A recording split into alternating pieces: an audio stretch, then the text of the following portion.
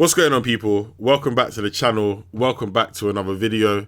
Young T and Bugsey are doing some big things and I want to talk about it right about now. So if you don't know who Young T and Bugsey are, they're a duo coming out of Nottingham. They've been in the game for about 3 or 4 years now. They burst onto the scene with Gangland. They were even on Belly Squad's Banana remix, and they have a lot of songs that had come out and made a small impact, but nothing as great as their 2018 or 2019 songs. Now, what's been so special about Young T and Bugsey is, like I said, their meteoric rise from 2019 into 2020, and a lot of people in the UK have seamlessly slept on them in the last, say, 2 to 3 months and all the stuff they're doing away from the UK. A lot of people in the UK always say, Americans, they don't rate our music. You know, some people even proceed to say, you know, F Americans. And I always look at that and I always think to myself, yeah, you man, it ain't it, fam. It ain't it. Your opinion, like, keep that one straight in the bin. You know, the one's there. Keep that in the bin, because a lot of the time it's about transferable music, and each region, section of the world, music is going to hit differently. With Young T and Bugsey, what's been so special about them is that in the last 2 months, they've had a tune with DaBaby, albeit the Don't Rush remix, and Busta Rhymes. So many people, so many artists have tried to, you know, get people of a Busta Rhymes stature on their records before from the UK, and it hasn't worked out. But Young T and Bugsey have been able to do that with Don't Rush. So before we even get into that part, we need to talk about how they got there in the first place. In 2018, around the summertime, they were featured on Stay Flee, Get Lizzie's I Caramba with Fredo. The song had done quite successful, reaching number 32 in the UK official charts. And on top of that, I think Fredo was just a guy that a lot of what he was doing around that time, it was people were gravitating towards it, and it weren't like Hickory Dickory Dock, that song that came out recently from him, which people have absolutely slated. So it gave Young T and Bugsey their first opportunity to break into the UK chart and get some recognition for who they were. Fast forward into 2019. Now, I sat down with the guys in April, and at that time they had this song called Again that I think was supposed to be the major push to try and get their name popping and people talking about them. And the song kind of went a bit under the radar. No one really picked up on it. The official charts, it didn't break into it. It was a bit of a shame, because I thought the song was good. I do think that Young T and Bugsey have got some of the best hooks as a group in the UK, and people just seem to keep sleeping on them. So we fast forward a couple months later, and Strike Me a Pose featuring H comes out, and this song was very successful, reaching number 9 in the UK chart. This was, you know, mirroring at the same time when H was blowing up. You know, Taste Make It Shake was due to come out a couple months after that. That reached number 2 in the UK chart. And pretty much most things that H was touching and the hype around H was massive. Seeing the success of Young T and Bugsey to that scale, they were now accessing rooms and places that they were never able to reach before, because they hadn't had a song by themselves, or it's their song, do so well. So as we're building momentum now, we're seeing, you know, a lot of progression from Young T and Bugsey. Like I said, they're entering rooms that they might not have been able to enter before. They're doing interviews with bigger radio stations. They released Don't Rush, which came out, and it didn't have the same significant impact at the time as Strike Me a Pose. Strike Me a Pose was definitely still perceived in the UK to be the better song of the two. Obviously, the chart position shows that, because Don't Rush only got to number 19, which is still fantastic compared to, you know, their other previous releases and the amount of stuff they dropped. Obviously, this year they've dropped Bully Beef with Fredo, that only got to number 48.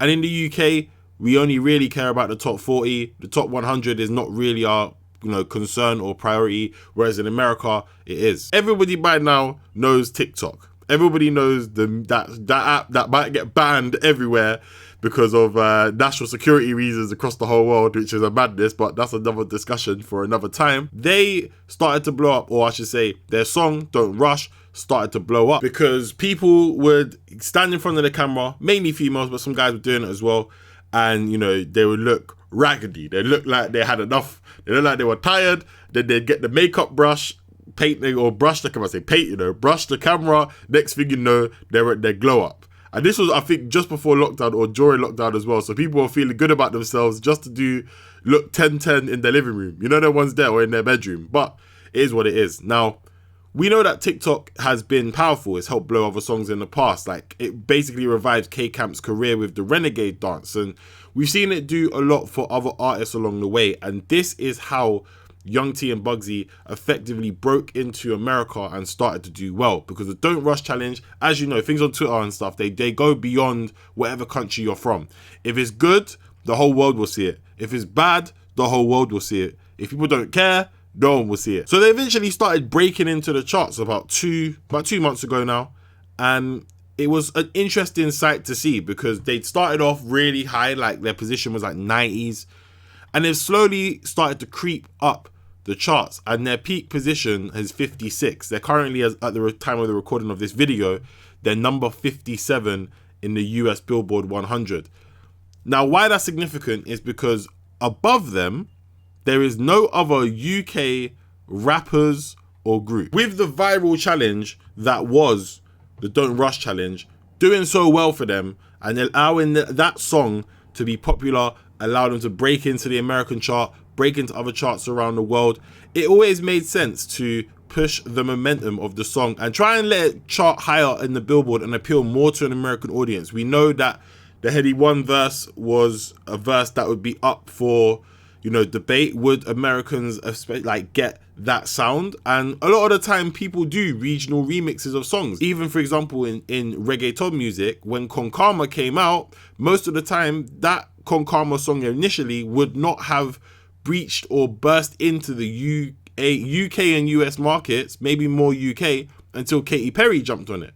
So we see that people do regional remixes, and this was the first one that came out, Young T and Bugsey featuring DaBaby with Don't Rush remix. Now, when I saw this, I was like, yo, I'm proud of them because DaBaby is, even though his album wasn't great and wasn't received well, DaBaby is one of the hottest rappers in the world right about now. Rockstar has been charting across all countries around the world. It's still doing well. It's still sitting in the top 5 in most countries. And to get someone like DaBaby on the record, whether that be through label, favors, whatever, is still great for Young T and Bugsey, who are very much in America, small fish in a very massive pond. Now, what I didn't like is when the song had come out, people in the UK started to get emotional and say, why are you cutting Heady One off? And, you know, how has it only got 3,000 views? This is trash, blah, blah. And they started cornering, not a lot of people, but some people were cornering Young T and Bugsey, and I was like, yeah, see, this is where you don't get it. Like, a lot of people, like I said, think that the UK, the music is so transferable around the world. It is to an extent, but it's songs sometimes that need a push, like a TikTok challenge or whatever the app will be soon, because TikTok might be gone. But you need that extra push to show a different audience around the world, you know, why this song is sick. You shouldn't have to prove it, but you're tapping into a new market.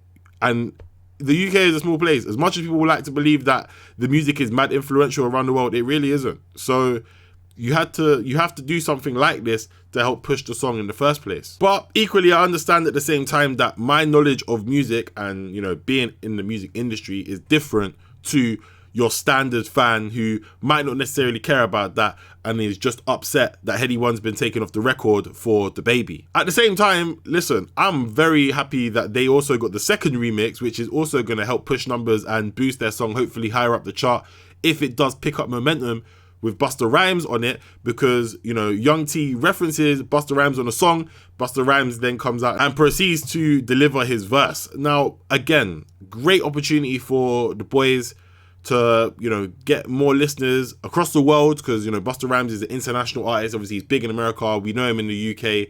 Around the world, people know who he is, and it helps spread their song. Their peak position in the US Billboard was 56. They're currently sitting at number 57, so they're kind of, at this point, plateauing. They might only get this high with the record. I hope they get higher, but they might only get to 56. But the fact that they have been able to break into the US chart, and their name is not Skepta, because we know that Skepta and even Stormzy to an extent do chart well in the US because they are bigger names than Young T and Bugsey. I'm proud of the boys, and their rise has been meteoric from a couple of years ago when Gangland was very much centralized in the UK. I know they've been able to make good music over the years, and I'm glad that everyone else is seeing that for themselves as well. So that's it. That was the rise of Young T and Bugsey. Let me know what you guys think in the comments section below. And yeah, I'll be back with another video sometime soon. Maybe another rise of. So if you've got anyone you want me to talk about, then make sure you leave a comment down below for that as well. But I'll see you guys next time. Peace.